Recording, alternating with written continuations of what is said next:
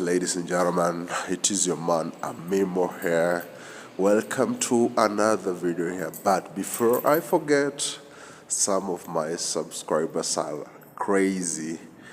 In my previous video I say I have a flu. That's why my voice projection is a bit different. And some are saying it's you continue having the flu because your English is coming out clearly and the accent is like an American accent, ladies and gentlemen. So you tell me in the comment section, ladies and gentlemen, if that is true. Does my voice come out as an American accent, or this guy was just kidding? In the comment section. Ladies and gentlemen, welcome to another series. If it is your first time on my video, subscribe, like, and share.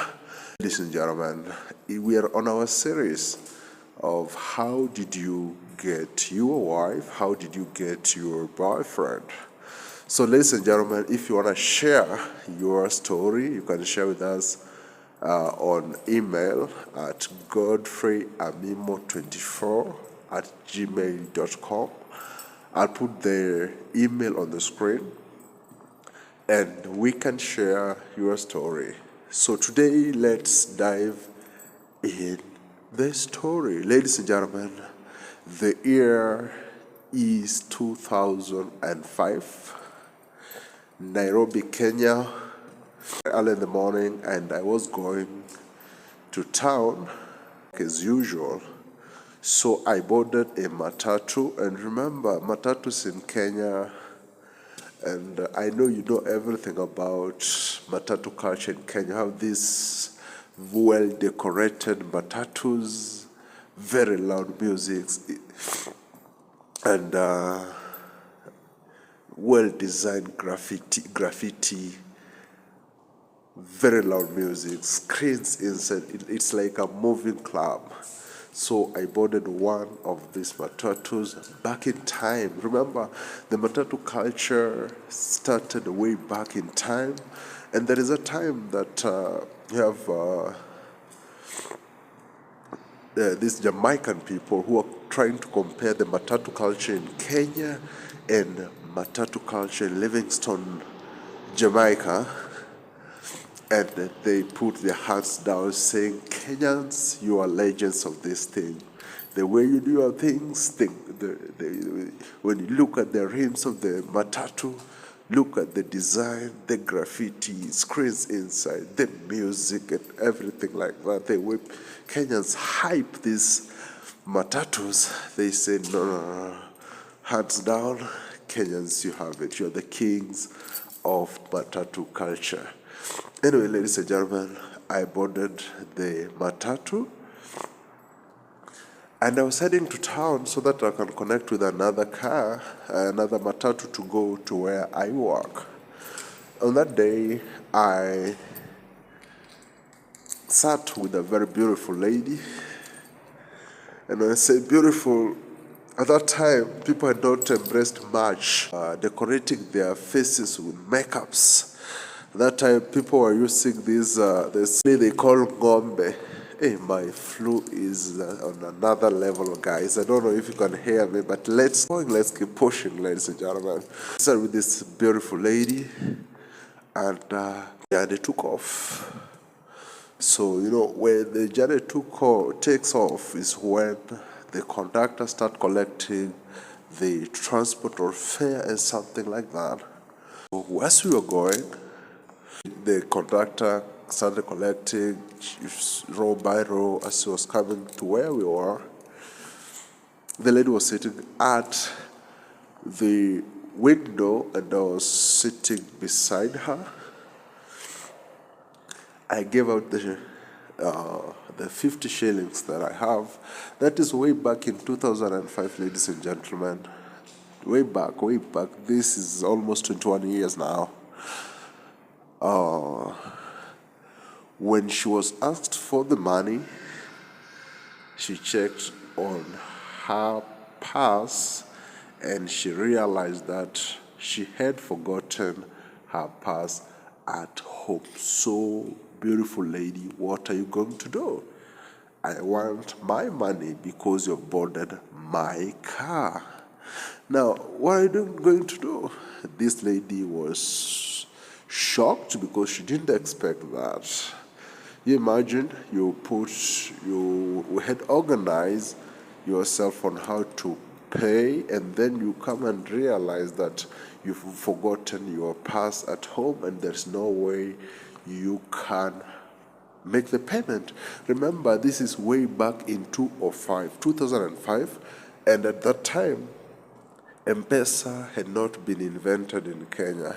Remember, M-Pesa started working in 2008, and in 2005 we were still using cash. So I saw this lady suffering, and I didn't want to bother myself because she didn't ask for help. After a while, the conductor started harassing her, and I felt it.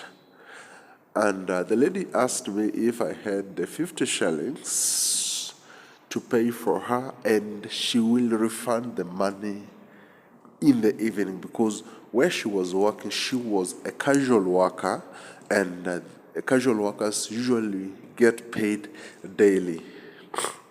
So she asked me to pay, and because I had money at that time,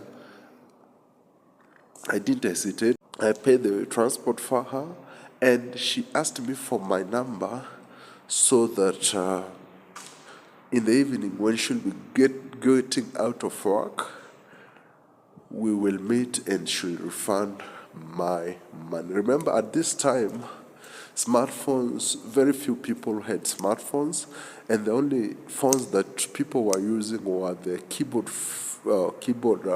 phones, the button phones.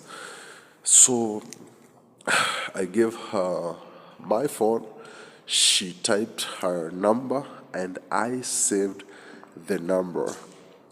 She told me she's called Faith, and I saved the number as Faith. So the whole day I ran all my errands here and there, but when it reached the evening, I had my phone calling, and had a very beautiful voice from the other side saying, "Hello, how are you doing? I'm almost getting out of work. Can we meet where we alighted the car?" Yeah, I said yes, because that is the only place where we also board Matatus to go to our destination. So, to cut this long story short, I went and I met this beautiful lady. And what mesmerized me is that how faithful this lady was, because this is town, and how faithful is this lady to come and refund the money to the person she has met only once. Anyways, from there we boarded the car, and I paid for transport, and that it became a routine. Every day we were calling each other, we were going to work together and things like that. After 1 week, I called her for a dinner date, and from that dinner date, that's when she became my wife, because she never went back to. When I pulled the story just back a bit, this woman was from the village, and she had come to this town. She had finished her O-level education, and she had come to town at least to look for a living, and she was staying with her sister, and the sister had been married. So that's why it took very short time, just 1 week, to settle down with me.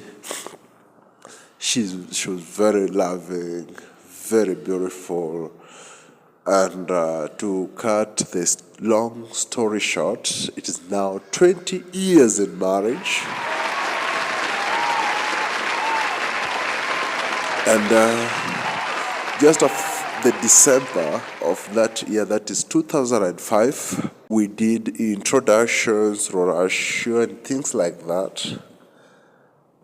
After 1 year, we officiated our marriage, and right now is 21 years in marriage, ladies and gentlemen. I need to appreciate these people. Clap for them.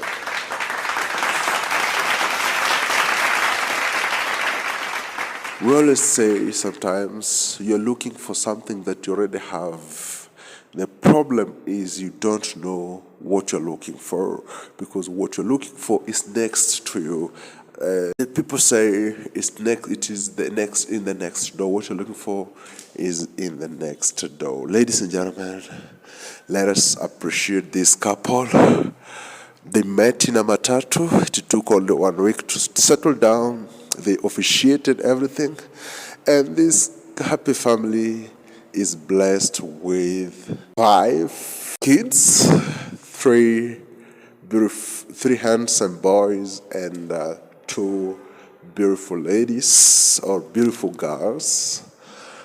And that's the story of how Matatu culture gave one and only Mr. Thomas a wife, a family, and a future. Ladies and gentlemen, people do meet in very different circumstances, very different occasions, very different places you can't imagine that people can start from this point. Others, they meet in churches, others meet in conferences, others meet in clubs, cinemas, and things like that. Ladies and gentlemen, it does not matter where you meet your spouse. What matters is the respect you give each other, the plans you have, the chemistry between you, and things will roll down, and God will bless you abundantly. Otherwise, ladies and gentlemen, if it is your first time on my video, please support us by subscribing, liking, and sharing. And let's keep moving. Let's keep fighting. We are on our road to 1,000 subscribers. Tell a friend to tell a friend, ladies and gentlemen, and you'll be blessed too. Otherwise, have a nice day, have a good morning, good evening, and good afternoon, depending on the time you're watching this video. Until next time, to your man, Amimo. Bye-bye.